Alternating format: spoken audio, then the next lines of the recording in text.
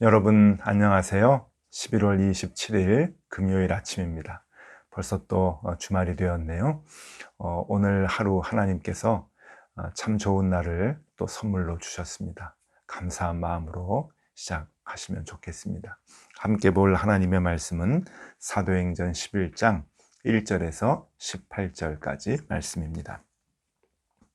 유대에 있는 사도들과 형제들이 이방인들도 하나님의 말씀을 받았다 함을 들었더니 베드로가 예루살렘에 올라갔을 때에 할례자들이 비난하여 이르되 내가 무할례자의 집에 들어가 함께 먹었다 하니 베드로가 그들에게 이 일을 차례로 설명하여 이르되 내가 욥바시에서 기도할 때에 황홀한 중에 환상을 보니 큰 보자기 같은 그릇이 내 귀에 매여 하늘로부터 내리어 내 앞에까지 드리워지거늘 그것을 주목하여 보니 땅에 네 발 가진 것과 짐승들과 기는 것과 공중에 나는 것들이 보이더라. 또 들으니 소리가 있어 내게 이르되 베드로야 일어나 잡아먹으라 하거늘 내가 이르되 주님 그럴 수 없나이다. 속되거나 깨끗하지 아니한 것을 결코 내 입에 들어간 일이 없나이다 하니 또 하늘로부터 두 번째 소리 있어 내게 이르되 하나님이 깨끗하게 하신 것을 내가 속되다고 하지 말라 하더라. 이런 일이 세 번 있은 후에 모든 것이 다시 하늘로 끌려 올라가더라. 마침 세 사람이 내가 유숙한 집 앞에 서 있으니 가이사랴에서 내게로 보낸 사람이라. 성령이 내게 명하사 아무 의심 말고 함께 가라 하시매 이 여섯 형제도 나와 함께 가서 그 사람의 집에 들어가니 그가 우리에게 말하기를 천사가 내 집에 서서 말하되 내가 사람을 욥바에 보내어 베드로라 하는 시몬을 청하라. 그가 너와 내 온 집이 구원받을 말씀을 내게 이르리라 함을 보았다 하거늘 내가 말을 시작할 때 성령이 그들에게 임하시기를 처음 우리에게 하신 것과 같이 하는지라. 내가 주의 말씀에 요한은 물로 세례를 베풀었으나 너희는 성령으로 세례를 받으리라 하신 것이 생각났노라. 그런즉 하나님이 우리가 주 예수 그리스도를 믿을 때에 주신 것과 같은 선물을 그들에게도 주셨으니 내가 누구이기에 하나님을 능히 맡겠느냐 하더라. 그들이 이 말을 듣고 잠잠하여 하나님께 영광을 돌려 이르되 그러면 하나님께서 이방인에게도 생명 얻는 기회를 주셨도다 하니라. 아멘. 네, 오늘은 베드로가 고넬료에게 복음을 전한 후로 예루살렘 교회에 올라갔을 때 많은 비난을 받고 어려움을 당하는 그런 그 상황의 모습이 전개가 됩니다. 이방인에게 복음을 전했다라고 하는 것이 해서는 안 되는 일을 하였다라고 하는 그러한 그 이해를 갖고 많은 예루살렘의 교인들이 베드로를 비난을 했던 것이고 베드로가 그들에게 이제 변론을 하고 설명을 하는 그런 장면이 11장에 나옵니다. 근데 오늘 누가의 기록 중에서 이 11장에 그 짐승들이 담겨져 있는 그릇이 하늘에서 내려왔다고 하는 그 환상을, 그러니까 베드로가 기도 중에 본 그 환상을 또 다시 설명을 합니다.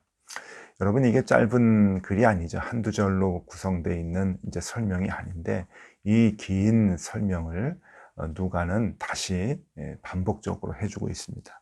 그러니까 첫 번째 모습이 사도행전 10장에 나왔죠. 사도행전 10장 11절에서 16절까지 긴 설명이 나왔는데 오늘 또 사도행전 11장 5절에서 10절까지 긴 설명을 거진 한 글자도 다르지 않게 누가는 또 다시 설명을 해주고 있습니다. 왜 이렇게 누가가 두 번씩이나 이 사도행전을 기록을 하면서 이 사건을, 그러니까 하늘에서 그릇에 짐승이 담겨져 있는 그릇이 하늘에서부터 내려왔다라고 하는 이 사건을 두 번씩이나 기록을 했을까? 이것은 굉장히 중요한 일이었기 때문에 그렇습니다.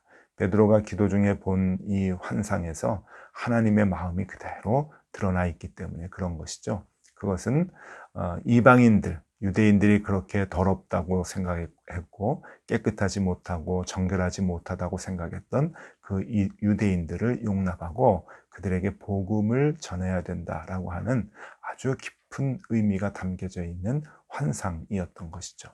그래서 그 하나님의 마음을 알고 베드로가 이방인에게 복음을 전하게 되었다라고 하는 것을 설명을 하고 있습니다.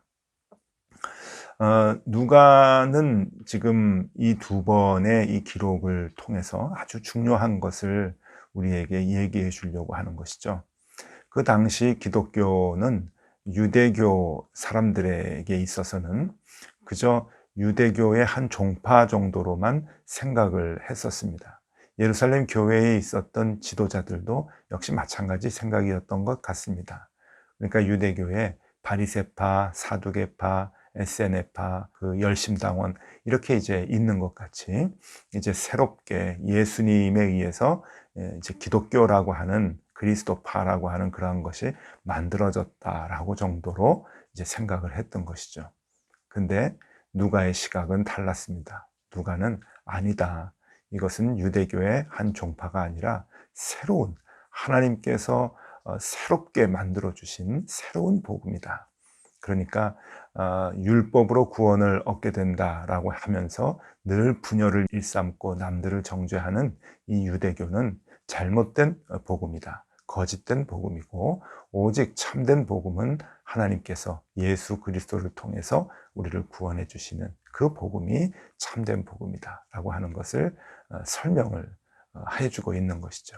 그래서 누가는 이 사건을 두 번씩 오늘 이렇게 반복하여서 기록을 하면서 기독교의 새로운 모습들을 아주 정확하게 우리에게 설명을 해주고 있는 겁니다.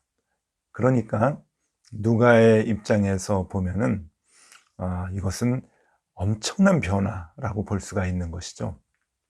이것은 하나님께서 새롭게 우리에게 만들어주신 하나님의 아들을 직접 보내주셔서 옛 것을 폐하시고 새로운 것을 세워주시겠다고 하셨던 그 언약이 이루어진 새로운 믿음이다, 복음이다 라고 하는 것을 얘기해주고 있는 것이죠. 그러니까 코페르니쿠스적 전환이라고 볼 수가 있을까요?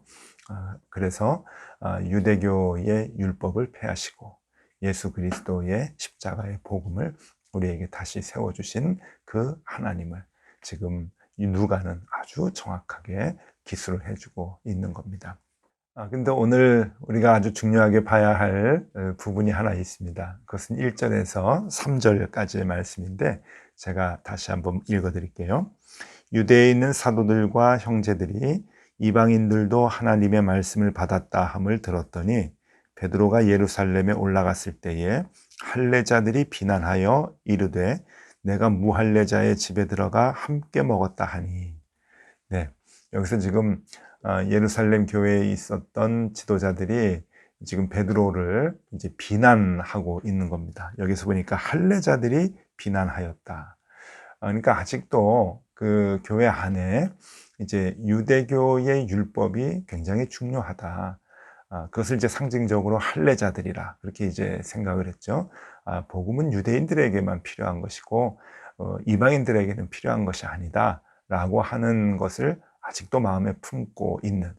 그러니까 더 자세하게 얘기하면 예수 그리스도의 은혜를 체험하고 성령의 은사를 받았음에도 불구하고 그런 사람들 중에 아직도 이방인들에게는 복음이 필요하지 않다라고 하는 생각하는 사람들이 많이 있었던 것 같습니다.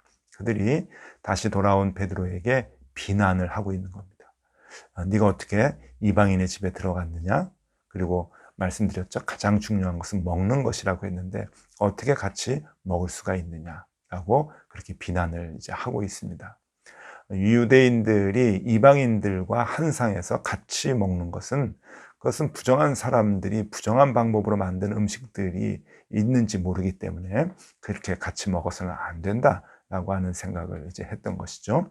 자, 베드로가 예루살렘에 왔을 때 오히려 예루살렘 교인들은 환영을 해줘야 되는 것이죠.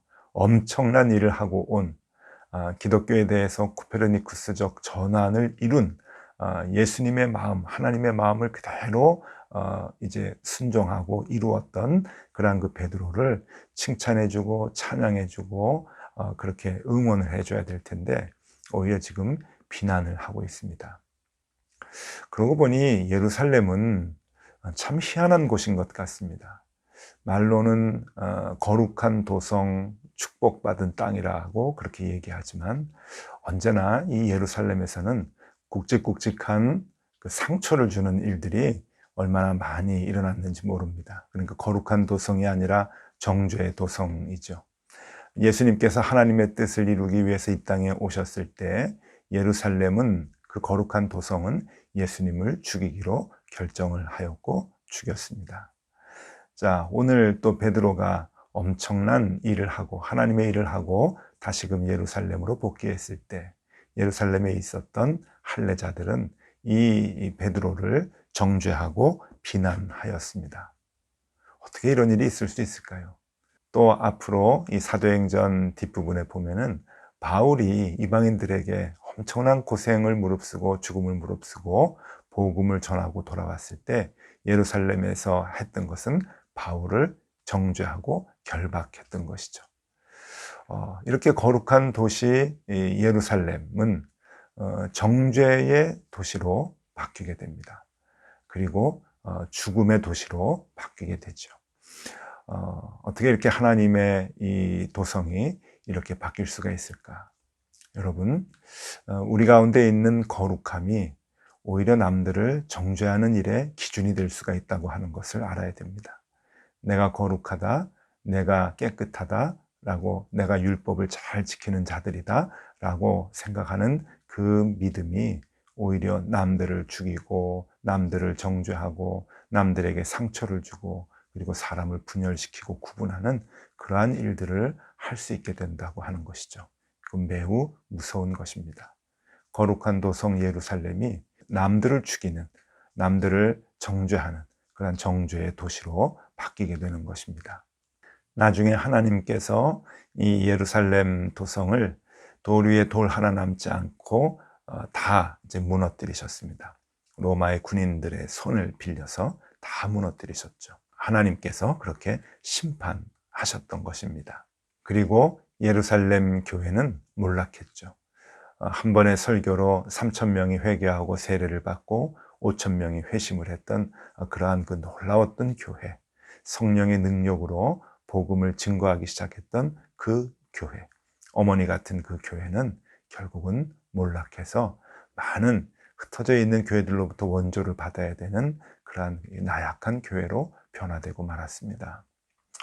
자신의 거룩함으로 남들을 정죄하고 남들을 죽이는 일에 앞섰던 이러한 그 자세가 얼마나 하나님 앞에서 잘못된 모습인가라고 하는 것을 보여주고 있는 것이죠.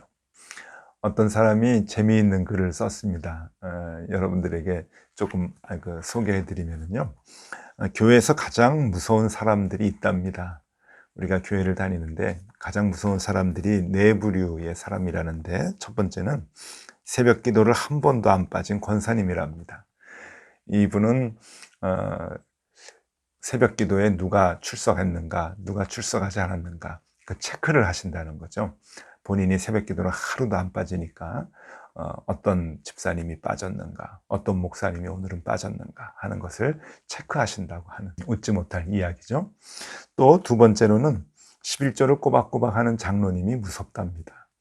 11조를 너무 꼬박꼬박 정확하게 잘 하시는 이 장로님은 교인들 중에 어떤 집사가 11조를 안 하나, 어떤 사람이 11조를 안 하나 그거 체크하신답니다. 일리가 있는 얘기죠. 또 세 번째로는 40일 금식 기도를 다녀온 목사님이 제일 무섭답니다. 목사님이 변하기 위해서 40일 금식 기도 다녀오셨을 텐데 갔다 와서는 금식 기도 하지 않는 사람들 책망하고 정죄하는 마음을 갖고 있다고 하는 것이죠.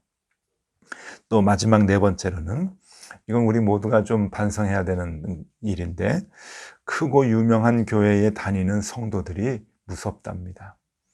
큰 교회, 유명한 교회를 다니시는, 거기에 몸담고 있는 성도들은 자기가 신앙이 좋은 줄로 착각하는 거죠. 그래서 작고 이름 없는 교회 다니는 교인들을 무시한답니다.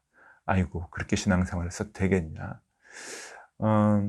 네, 여러분 참 슬픈 글이죠. 우리의 거룩함이, 거룩하려고 노력하는 것이 오히려 남들을 정죄하는 잣대가 되고 기준이 된다고 한다면 그것은 안 하니만 못합니다. 그 거룩함이 없는 것만 못한 것이죠. 우리는 그리스도의 제자로 그리스도를 닮아가는 사람들인데 우리가 언제나 거룩하기 위해서 노력을 해야 하지만 그것이 많은 사람들을 정죄하는 도구가 아니라, 잣대가 아니라 포용하고 또 안아주고 용서해주고 사랑해주는 그러한 그 기초가 되어야 하겠지요. 그런 의미에서 프란시스코는 우리에게 아주 큰 교훈을 준 분이죠. 아시시의 성자 프란시스코의 일화가 있습니다. 수도원에서 제자들과 같이 40일 금식 기도를 했답니다. 40일 금식 기도를 하고 있는 중에 제자 중에 한 사람이 잘 하다가 마지막 39일째, 얼마나 배가 고프고 먹을 것이 생각이 나겠습니까? 근데 이제 스프를 끓이는 중에 그 냄새의 유혹을 이기지 못해서 그만 그 주방으로 가가지고 그 숟가락으로 스프를 한 입 이렇게 떠 먹었나 봅니다. 근데 이것이 이제 발각이 된 거예요. 함께 40일 금식 기도를 하던 모든 사람들이 그 동료를 이제 원망하는 겁니다. 경멸하고, 그러면서 마음에 분노가 일어서 선생님이신 프란시스코가 어떻게 책망을 하는가 라고 하는 것을 이제 기대를 했던 거죠. 책망해 주기를 이제 바랬던 겁니다. 그때 이 프란시스코가 제자들을 다 데리고 주방으로 가서 숟가락을 갖고 자기가 그 스프를 먹었다고 합니다. 스프를 먹으면서 함께 먹자고 해서 함께 먹었다고 하는 일화예요. 프란시스코가 제자들에게 이렇게 얘기를 했다고 합니다. 우리가 금식을 하며 기도를 하는 것은 모두가 예수 그리스도의 인격을 닮아가고자 하는 것이다. 유혹을 이기지 못하고 스프를 떠먹는 것은 죄가 될 수 없다. 그러나 그를 정죄하고 배척하는 것은 바로 죄가 된다. 참 귀한 일화인 것 같아요. 스프를 먹은 것, 유혹을 이기지 못하고 어긴 것은 그건 어떻게 죄가 될 수 있겠는가. 그런데 그것을 보고 정죄하는 것은 바로 해서는 안 되는 죄이다. 여러분, 우리의 거룩함이 남들을 정죄하고 또 남들의 잘못을 지적하는 그러한 잣대가 되어서는 안 될 것입니다. 자, 오늘은 이거 하나 생각하면 좋겠습니다. 베드로가 이방인에게 복음을 전하고 난 뒤에 예루살렘 교회로 복귀했을 때 예루살렘에 있었던 할례자들은 지금 베드로를 비난하고 있었습니다. 여러분, 이러한 잘못을 우리도 범하면 안 될 것 같습니다. 우리도 무의식 중에 이러한 잘못을 많이 범할 수 있는데 어찌하든지 남들을 격려해주고 남들을 포용해주고 사랑해주고 이해해주고 응원해주는 그러한 삶을 우리가 살아야 할 것입니다. 여러분, 오늘 하루 우리가 살아갈 때 남들을 많이 격려해 주시면 좋겠습니다. 예루살렘 교회에 있었던 이 유대인처럼 베드로를 원망하거나 책망하는 것이 아니라 잘했다고 칭찬해주고 격려해주고 또 응원해주는 그러한 삶을 오늘 우리가 살면 좋겠습니다. 그러한 생활에 하나님께서 힘을 더하여 주실 것입니다. 여러분, 오늘도 응원하는 삶 부탁드립니다. 기도하겠습니다. 하나님, 감사합니다. 오늘도 귀한 하루를 주셨습니다. 하루를 살아갈 때 나의 믿음과 거룩함으로 남들을 정죄하지 않도록 도와주시고 나와 다르다고 남들을 비난하지 않도록 인도하여 주시옵소서. 우리의 거룩함이 남들을 포용하고 사랑하는 것으로 드러나게 하여 주시고 우리의 믿음이 남들을 응원해주고 용납하는 일로 나타나게 하여 주옵소서. 예수 그리스도 이름으로 기도드리옵나이다. 아멘. 네, 함께 기도하시겠습니다.